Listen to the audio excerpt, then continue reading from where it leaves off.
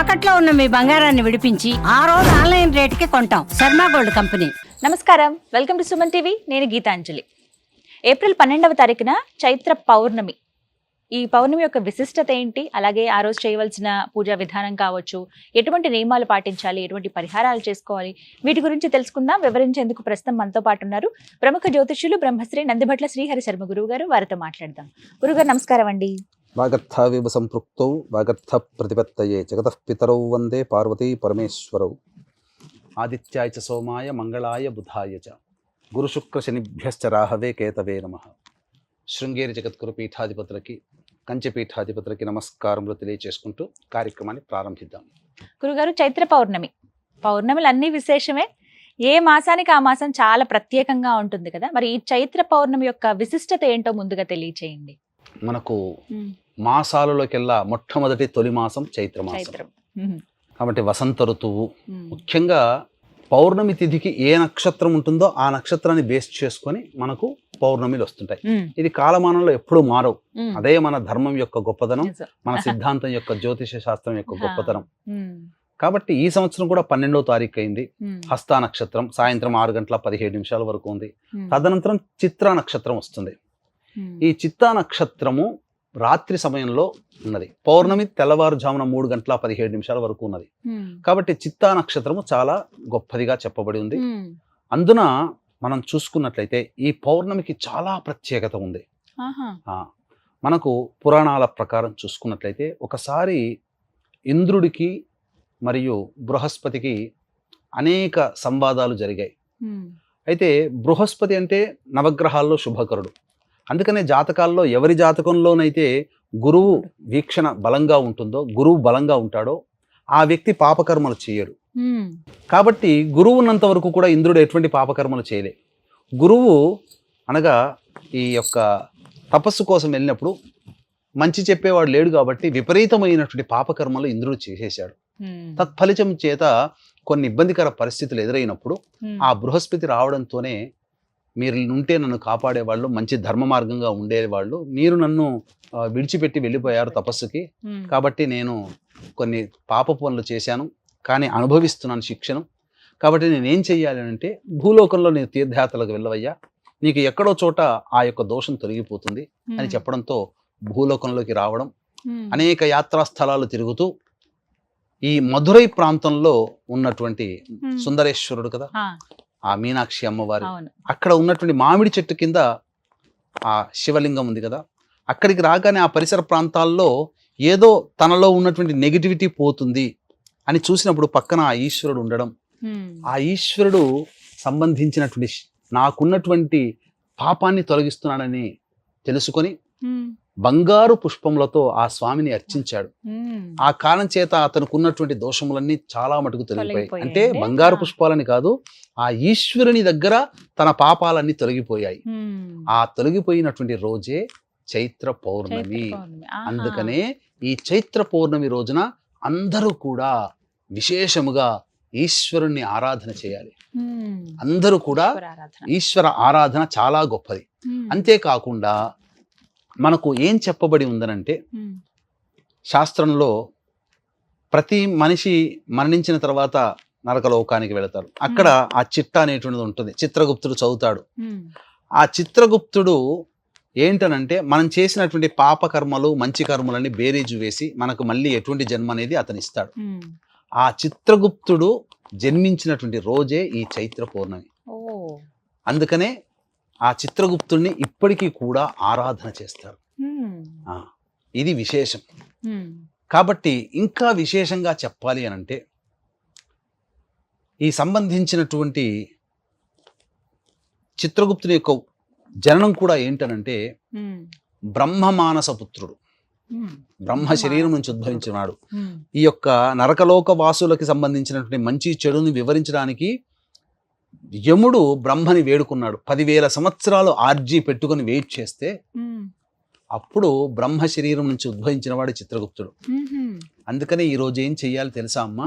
చైత్ర పౌర్ణమి రోజు, చైత్ర పౌర్ణమి రోజున ఒక గొప్పదైనటువంటి పని చేయాలి. చెప్పండి గురుగారు. మనకందరికీ తెలిసిందే, ఈ ఆచారం మన నుంచే క్రిస్టియన్లు తీసుకున్నారు. చర్చ్ దగ్గరికి వెళ్ళి చేసిన పాపాన్ని మేలాట్ నేను ఈ పాపం చేశాను అని మోకాళ్ళ మీద నిల్చొని నా పాప ప్రక్షాళన చెయ్యు అని చెప్పి చేసిన పాపాలని చెప్పుకుంటారు కదా. అలాగే ఈ పద్ధతి అనేక యుగ యుగాల నుంచి మనకు ఆచారంలో ఉంది. ఏంటనంటే ఆ పరమేశ్వరుని ముందర లేదా పరమేశ్వరుడు శివాలయం లేకపోతే కనీసము దక్షిణ దిక్కుకైనా ఫేస్ పెట్టి మోకాల మీద నిల్చొని బాధాతృప్తమైనటువంటి హృదయంతో చేసిన పాపాలన్నీ చెప్పుకోవాలి. ఆ విశ్వానికి చెప్పుకోవాలి, తప్పులేదు, ఎవరికి చెప్పాల్సిన పని లేదు. ఆ ఈశ్వరుడికైనా శివలింగం ఎదుట శివాలయంలో చెప్పండి, లేదా విశ్వానికైనా చెప్పండి. ఆ చిత్రగుప్తుని యొక్క అనుగ్రహం వల్ల కనీసము ఆ యొక్క పాపకర్మ ప్రభావం అయినా తగ్గుతుంది. చేసిన పాపం ఎలాగో అనుభవించాలి, కానీ పాపగ్రహ సంబంధించినటువంటి రాశి తగ్గుతుంది ఆ ఒక్కరోజు. చైత్ర పౌర్ణమి రోజున వీక్షించేటువంటి సుమన్ టీవీ ప్రేక్షకులు ఈ చిన్న పరిహారం, దీనికి ఏం పెద్ద ఖర్చు ఏదే ఉందమ్మా. మనస్సు విప్పి మాట్లాడుకోవాలి, విశ్వంతో మాట్లాడండి, ఆ విశ్వం మిమ్మల్ని క్షమిస్తుంది. కాబట్టి విశ్వానికి మీ యొక్క చేసిన తప్పుల్ని తెలియచేయండి, తప్పకుండా ఆ విశ్వము ఆ చేసిన తప్పుల నుంచి మిమ్మల్ని కొంత బయటపడేస్తుంది. పరమేశ్వరుడే ఈ సృష్టి, కాబట్టి పరమేశ్వరుడి దగ్గరైనా విశ్వం దగ్గరైనా కనీసము తల్లిదండ్రుల దగ్గరైనా కానీ చేసిన పాపాలు చెప్పుకుంటే ఇంకా చాలు. తల్లిదండ్రుల దగ్గర, గోమాత దగ్గర, శివాలయంలో ఈ చైత్ర పౌర్ణమి రోజున చేసిన పాపాలని చెప్పుకున్న మానవుడికి ఇక ఆ పాపాల పంకిలమైనటువంటి దోషము లేకుండా మళ్ళీ తిరిగి కొత్త జీవితంలో అడుగు పెడతాడు. ఇది అందులో ఏమాత్రం సందేహం లేదమ్మా. ఇంకా చెప్పాలి అంటే శివారాధన ఈ చైత్ర పౌర్ణమి రోజున చెప్పడం జరిగింది. కాబట్టి ఇక్కడ ప్రధానముగా ఇంతటి అద్భుతమైనటువంటి రోజు మనము ఊరూరా వాడవాడలా ఈ దేశమంతటా జరుపుకునేటువంటిది కొన్ని ప్రాంతాలలో, ముఖ్యంగా హనుమత్ జయంతి. అంజనీదేవికి వాయువుకి జన్మించినటువంటి పుత్రుడిగా హనుమంతుడిగా హనుమత్ జయంతి ఈ రోజున జరుపుకుంటారు కొన్ని ప్రాంతాలలో. కొన్ని ప్రాంతాలలో బహుళ దశమి రోజున చేస్తారు, కాబట్టి వైశాఖ మాసంలో. కానీ ఇప్పుడు ఈ సంబంధించిన చైత్ర పౌర్ణమి రోజున, కాబట్టి హనుమంతుని దేవాలయంలో కూడా ఆరాధన చెయ్యాలి.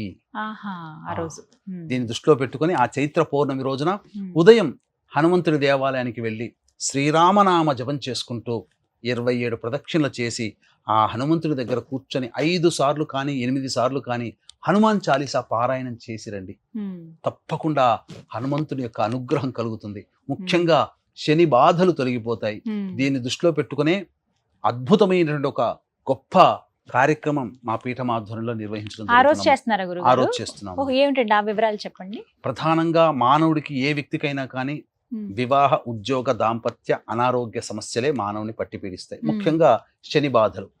కాబట్టి శనీశ్వర హోమము, ఈ యొక్క జాతకరీత్యా ఉన్నటువంటి సర్వదోష నివారణ పూజలు, హోమాలు అనేటువంటివి సాయంకాలం 6:30కి ప్రారంభమవుతుంది. ఎందుకంటే 6:17 వరకు హస్తా నక్షత్రం ఉంటుంది. చిత్తా నక్షత్రం ప్రవేశం చేసినప్పుడు మొదలు పెడతాం. ఇక తరువాత ముఖ్యంగా 4:34 వరకు కూడా భద్రాకరణం ఉంది కాబట్టి పనికిరాదు, అందుకనే సాయంకాలం పెట్టడం జరిగింది. ఈ యొక్క కార్యక్రమంలో హనుమత్ మూలమంత్ర సంపుటిత మన్యు సూక్త హోమం జరుగుతుంది. ఇది చాలా ప్రభావవంతమైనది. సర్వశత్రు సంహారము, సర్వదోష నివారణము, అన్నిటికంటే మించి సకల బాధల్ని తొలగించేది ఈ మన్యు. కాబట్టి ఈ మన్యు పాశుపత హోమముతో శక్తిపాతము చేయబడినటువంటి శంకరుంగలి మాల ఇవ్వడం జరుగుతుంది.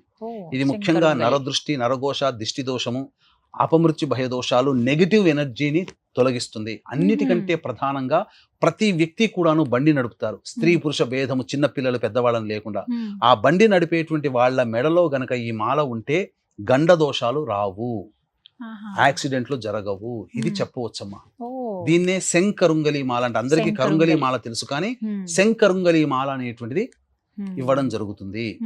తద్వారా అంటే కూడా మనకు ఎక్కడ చూసినా హైవేలో ఆంజనేయ స్వామి విగ్రహాలు, కొత్త బండి ఎప్పుడు కొనుక్కున్నా ఆంజనేయ స్వామి దేవాలయంలో పూజ, మొదటి పూజ ఎందుకు చేస్తామంటే ఆకస్మికంగా రోడ్డు ప్రమాదాలు జరగకుండా హనుమంతుడు కాపాడుతాడు. అందుకనే ఈ మాల ఎవరి మెడలో అయితే ఉంటుందో వాళ్ళకి రోడ్డు ప్రమాదాలు జరగవు, రక్షింపబడతారు అని చెప్పవచ్చు. అందుకనే ఇటువంటి మహత్తరమైనటువంటి మాల శక్తిపాతం చేసి ఏదో చుట్టేసేసి ఇవ్వడం కాకుండా ఈ మ్మ్. పూజలో పెట్టి శక్తిపాతం చేసి ఇవ్వడం జరుగుతుంది. ఇస్తారు. అవకాశం ఉన్న వాళ్ళు ఈ కార్యక్రమంలో గోత్రనామాదులు నమోదు చేసుకుని ఉమ్, ఈ యొక్క మాలని సొంతం చేసుకోవచ్చు. ఉమ్. కేవలం 30 మందికి మాత్రమే అవకాశం ఇవ్వడం జరుగుతుందమ్మా. ఓ, తక్కువ మంది ఎందుకని గురుగారు కేవలం అంటే 30 మంది? లభ్యత అది అందరికీ లభ్యం కాదమ్మా. ఆహా. కరుంగలి మాలలు చాలా మంది డూప్లికేట్ వస్తున్నాయి, ఉమ్, అలాగే శంగాలి మాలలు దొరకట్లేవు. కాబట్టి ఈ రెండు మిక్స్ అయినటువంటి శంకరుంగలి మాల మాత్రం అలభ్యంగా దొరుకుతుంది. కాబట్టి చక్కగా ఇవ్వడం జరుగుతుంది. ఉమ్. మొత్తమంతా ఈ చైత్ర పౌర్ణమి రోజు ఆంజనేయుడి ఆరాధన చాలా ముఖ్యమైనదండి. అలాగే శివారాధన కూడా, శివారాధన శివాలయంలో ఉమ్, అభిషేకము, అలాగే ఆ సంబంధించినటువంటి శివానుగ్రహం కోసం అర్చన చేసుకుంటే ఉమ్, అద్భుతం. చైత్ర పౌర్ణమి రోజున ఖచ్చితంగా శివాలయ సందర్శనం చేసుకోవాలని చెబుతుందమ్మా. ఉమ్. శివాలయంకి వెళ్ళాలి. శివాలయంలో అలాగే అభిషేకం చేసుకోవాలి ఆంజనేయ తప్పదు. స్వామిది హనుమాన్ చాలీసా పారాయణం అనేది చేసుకోవాలి. ముఖ్యమైనది. చాలా చక్కగా వివరించారు గురుగారు, ధన్యవాదాలండి. సర్వం శ్రీ ఉమామహేశ్వర పరబ్రహ్మార్పణమస్తు.